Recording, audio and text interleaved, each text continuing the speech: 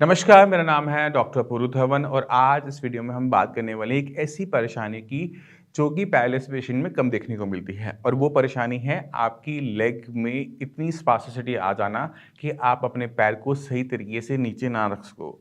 जो पेशेंट ठीक हैं, उनके लिए भी इसको जानना बहुत ज़्यादा ज़रूरी है क्योंकि ये आपको भी हो सकता है। तो शुरुआत करते हैं कि ये होता क्या है, क्यों होता है, किस वजह से होता है, कैसे इसे बचा जा सकता है और आखिर में इसके लिए हम क्या-क्या कर सकते हैं। अगर आप अपने पैरालिसिस पेशेंट में देखते हो कि उनका पैर जो है ज़मीन पे पूरा टच नहीं हो पाता, ये एड़ी ज़मीन पे लग नहीं पाती, वो सिर्फ़ अपने पंजे के बल पे खड़े रहते हैं और जब चलने की बारी आती है तो कुछ इस तरह की वो मूवमेंट कर रहे हैं, ठीक है? वो इस तरह से रख रहे होते हैं। तो यहाँ पर क्या होता है कि अगर आप इनके नी के पीछे टच करके देखोगे तो आपको ऐसा महसूस होगा कि ये जगह बहुत ज़्यादा स्टिफ़ हो चुकी है, टाइट हो चुकी है। आपको यहाँ ऐसा लगेगा जैसे यहाँ पे रस्सियाँ बंधी हुई हैं। ये इतनी स्पास्टिसिटी होती है कि लेग कभी सीधी नहीं हो पाती और जो हमारी एड़ी है, हमारा जो हील है, वो ज़मीन को टच नहीं कर पा रहा होता। तो हमारे लिए बहुत ज़्यादा ज़रूरी हो जाता है कि यहाँ जो घुटने के पीछे जो स्टिफनेस हो रही है, स्पास्टिसिटी है, उसको ख़त्म किया जाए। बट ये किसी और बॉडी पार्ट की स्टिफनेस को ख़त्म करने से अलग होता है। तो ये होती क्यों है, इसको पहले हम जान लेते हैं। ये स्पास्टिसिटी, ये स्टिफनेस, ये इसलिए आ रही होती है जब पेशेंट पैरालिसिस का होता है तो अगर वो बहुत लंबे टाइम तक एक्सरसाइज नहीं करता, बेड रिडन रहता है किसी भी वजह से, तो उसके पैरों में हमें स्टिफनेस देखने को मिलती है और ये अगर ये स्टिफनेस बनी रहती है तो पेशेंट जब बेड पे लेटा भी रहता है तो भी उसका पैर सीधा नहीं हो पाता है, वो हमेशा पैर को बंद ही रखेगा। तो अगर ये दिक्कतें क्यों हुई, क्योंकि हमने एक्सरसाइज नहीं की। जब हम पैरालिसिस के पेशेंट बने तो हमने एक्सरसाइज को शुरू नहीं किया सही टाइम पे फिजियोथेरेपी नहीं हुई। अगर कभी कर हम ये भी देखते हैं कि अगर मान लो कोई फिजियोथेरेपिस्ट बहुत हार्ड हाथ यूज़ करता है, बहुत प्रेशर के साथ एक्सरसाइज करवाता है, तो भी हमें ये वाली स्टिफनेस देखने को मिल जाती है। अब ये जब स्टिफनेस आ गई, इसका अब सॉल्यूशन क्या है? क्या इसका सॉल्यूशन है या नहीं है, पहले तो हम ये जान लेते हैं।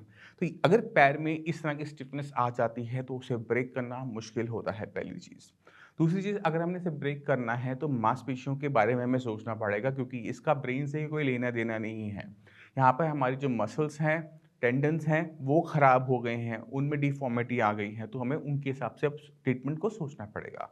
हम ये जानते हैं कि मसल्स को जब भी हम हीट प्रोवाइड करते हैं तो वो रिलैक्स करते हैं। तो पहली चीज़ क्या है, हमने यहाँ पर हीट अप्लाई करनी है, मगर कहाँ पे करनी है? हमने अपने घुटने के पीछे की तरफ मालिश और सिकाई करनी है जिससे यहाँ की जो मसल्स हैं, टेंडन्स हैं, वो रिलैक्स हो सके और धीरे-धीरे हमारा पैर सीधा हो सके।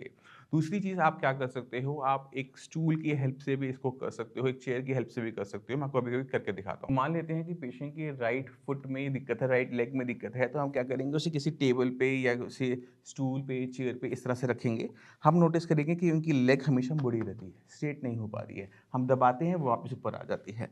तो हमें यहाँ पर रिलैक्स करवाना है, तो यहाँ पे पहले हम मालिश करेंगे, सिकाई करेंगे और ऊपर से हम प्रेशर देंगे। कब तक देते रहेंगे? जब तक ये सीधा ना हो। तो इस प्रोसेस को करने में कई घंटे तक लग सकते हैं, कुछ मिनट से कुछ घंटे तक लग सकते हैं, मगर आपने घबराना नहीं है। आपने पेशेंट की रोज़ करिए कि जितनी हो सके मसल्स हैं वो रिलैक्स हो सकें। स्ट्रेच करने से मसल्स खुल जाती हैं और वो हमें चाहिए पेशेंट को दोबारा से एक स्ट्रेट पोस्चर में लाने के लिए। ऐसी दिक्कतों के अंदर पैरालिसिस पेशेंट को बहुत मेहनत करनी पड़ती है अपने आप के ऊपर, उनके घर वालों को भी पेशेंट के ऊपर बहुत मेहनत करनी पड़ती है। अगर ये मेहनत सफल रहती है तो हम जाके देखते हैं कि पेशेंट की जो लेग है उसमें इम्प्रूवमेंट आनी शुरू हो गई। इसमें आप बहुत फास्ट रिजल्ट्स की एक्सपेक्टेशन अपने माइंड में मत रखिएगा। ये बहुत टाइम ले जाती है, महीना, महीना भर ले जाता है, तो हमें सब्र रखना पड़ेगा। साथ में मसल रिलैक्सेंट जो मेडिसिन्स होती हैं वो बहुत कामयाब होती हैं। अगर आप मसल रिलैक्सेंट मेडिसिन लेते हैं तो वो मसल को थोड़ा-सा रिलैक्स करने में, थोड़ा-सा सॉफ्ट करने में आपके लिए हेल्पफुल हो सकती हैं। बाकी आपने क्या एक्सरसाइज करनी है, क्या खाना खाना है, उसके बारे में हम इस चैनल पे बहुत सारी वीडियोस बना चुके हैं। अगर आपने नहीं देखी हैं, तो आप जाके देखिए, तो आपको समझ में आना शुरू हो जाएगा कि पैरालिसिस को हराना आसान है, बस शर्त यही होती है कि आपको सही तरीके से अपनी बॉडी पे काम करना होता है।